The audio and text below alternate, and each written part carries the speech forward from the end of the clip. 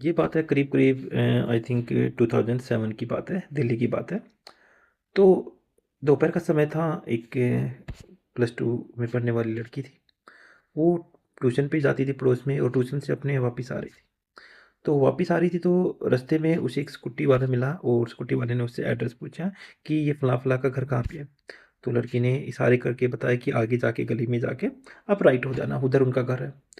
तो स्कूटी वाले ने कहा मेरे को समझ में नहीं आ रहा, कहाँ पे बता रहे हो एग्ज़ैक्टली मुझे नहीं पता चलेगा। तो अगर पॉसिबल है तो आप क्या मेरे साथ बैठ सकते हो? मैं वहाँ तक आपको ड्रॉप कर दूँगा और मुझे रास्ता बता देना। फिर वो लड़की भी सोची चलो मेरे को वहाँ पे ड्रॉप हो जाएगा आगे तक और मैं इसको रास्ता भी बता दूँगी। तो वो लड़की उस स्कूटी पे बैठ गई। तो स्कूटी पे बैठने के बाद वो आगे चलता गया उस गली में, गली पे मोड़ने के बाद मोड़ पे टर्न हो गया। उसके घर का भी आ गया, नहीं रोकी, वो चिल्लाती रही रोक लो यही है अंकल जी घर, उन्हें सुनी नहीं, अनसुनी कर दी। फिर आगे चलाता रहा, बार-बार लड़की करती रही अंकल जी रोक लो, रोक दो, बस मेरा घर आ गया। उसने नहीं सुनी, फिर लड़की को थोड़ा-सा एहसास हुआ कि गड़बड़ हो गई, ये मेरे को भगा के लेके जा रहा है। फिर उसने चीखना-चिल्लाना शुरू कर दिया, किसी ने कुछ नहीं सुना, उसने और तेज़ स्कूटी भगा ली, वो कूद भी नहीं सकती थी कि थोड़ा रिस्क था जान का। तो वो भगाता रहा, स्कूटी को और तेज़ भगाता रहा और वो वहाँ से गायब हो गया उसको लेके। फिर शाम तक जो लड़की घर नहीं लौटी तो उसके घरवालों ने आस-पास तलाश जारी कर ली। उनके ट्यूशन से पूछा, ट्यूशन वालों ने कहा कि यहाँ से जा चुकी है, उनके जो रिश्तेदारों से, उनके फ्रेंड से सभी ने कहा यहाँ नहीं आई है, वो हमें नहीं पता कहाँ पे है। तो इधर-उधर तलाश की गई, नहीं मिली। रात को पुलिस स्टेशन गए, पुलिस स्टेशन पे जाके उन्होंने फिर वो रात को पुलिस स्टेशन पे गए, उन्होंने एफआईआर लिखवानी चाहिए तो पुलिस वालों ने टाल-मटोल कर दिया कि अब नहीं लिखेंगे, सुबह आना ये वो है। तो काफ़ी बहस-बूस करके वापस आ गए पुलिस वाले, तो सारी रात ना वो घर वाले वापस आ गए। सारी रात वो सो नहीं पाए, ना खा पी पाए, बस टेंशन में रोते रहे, कहाँ गई हमारी लड़की? पुलिस वाले ने भी कोई हेल्प नहीं की, ना उसकी बात सुनी है। फिर अगले दिन सुबह उठते ही वो फिर वापस गए पुलिस स्टेशन के पे गए, लगभग साढ़े 9-10 बजे इंतज़ार करते रहे, कब दरोगा आएगा, कब रिपोर्ट लिखेगा। दरोगा आया, फिर कुछ बहसबाजी के बाद, खूब मिन्नतें करने के बाद उन्होंने एफआईआर लिखी और इस बात में माने कि हाँ, हम ढूँढेंगे उसको।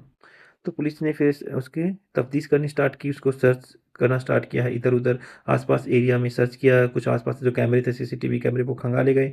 उन कैमरों से पता चला कि कोई आदमी था, उसको बैठा के लेके गया है। कुछ आस-पास में खबर फैल गई, कुछ पड़ोसियों ने कुछ कहा कि तो हो सकता है बॉयफ्रेंड के साथ भाग गई हो, किसी ने कुछ कहा कि बॉयफ्रेंड होगा, कोई किसी ने कहा भी इसके साथ प्यार करती होगी, वो अपने चली गई। किसी सब ने कुछ ना कुछ बातें नेगेटिव बातें बनाई।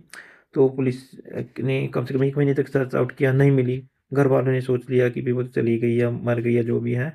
वो बस आखिर में क्या करें, सारा का सारा वो एक हाथ पे हाथ धर के तो नहीं बैठे, उन्होंने कोशिश करते रहे, बट वो कहीं भी नहीं मिली। फिर एक दिन क्या हुआ कि जो बहुत दिनों बाद एक ब्लॉकेज हो गया, सीवर ब्लॉकेज हो गया। वहीं पे मतलब 5-10 किलोमीटर दूर उस एरिया पे जहाँ पे लड़की का घर था, 5-10 किलोमीटर दूर 10-15 किलोमीटर दूर एक एरिया था।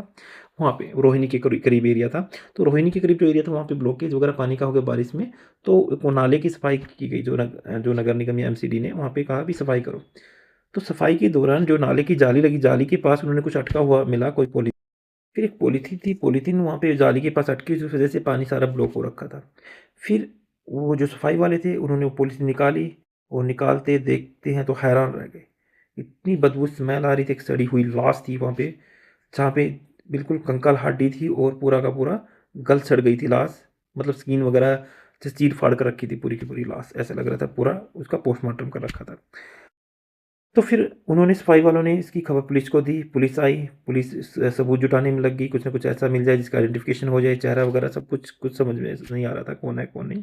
फिर आसपास के थानों में पता किया गया कि कोई लड़की की या कोई लाश की या कोई ऐसा था गुमशुदगी की जो रिपोर्ट है। तो जहाँ जहाँ गुमशुदगी की रिपोर्ट थी उन सबको पेरेंट्स को बुलाया गया, तो नहीं पता चला किसी को भी। फिर एक उसने देखी कि एक सिल्वर की अंगूठी थी, तो वो सिल्वर की अंगूठी इस लाश के अंदर मिली या जो उँगली में जहाँ भी है। तो सिल्वर की अंगूठी उन्होंने निकाली और वो फिर दिखाई, सभी जो भी गुमशुदगी की रिपोर्ट निकाल रहा है सब पेरेंट्स को दिखाई। फिर वो जो लड़की गुम हुई थी उसके पेरेंट्स ने उसको आइडेंटिफाई कर लिया कि हाँ, ये सिल्वर की अंगूठी मेरी बेटी की थी। फिर उसके बाद पता चला तो पूरा पैरों के तले ज़मीन खिसक गई उसकी, रोने बिलखने के अलावा कुछ नहीं था।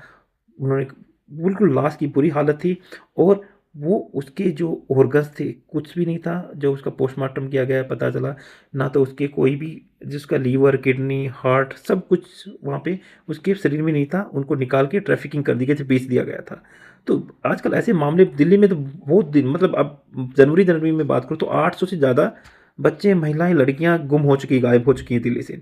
तो ऑर्गन ट्रैफिकिंग इतनी ज़्यादा बढ़ गई है दिल्ली में, बहुत ज़्यादा, और इंटरनेशनल लेवल पे भी इसकी ट्रैफिकिंग के केस बहुत ज़्यादा बढ़ गए हैं, ऑर्गन ट्रैफिकिंग के। तो इसलिए संभल के रहो, आसपास नज़र रखो, अपने मोहल्ले में नज़र रखो, कौन आ रहा है कौन नहीं आ रहा है।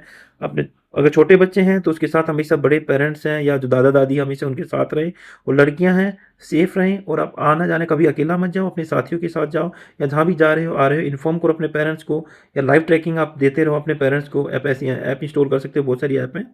और अपने आसपास सेफ रखो, और कुछ ऐसी सेफ्टी डिवाइस अपने पास रखो जिससे आप सेल्फ डिफेंस कर सको।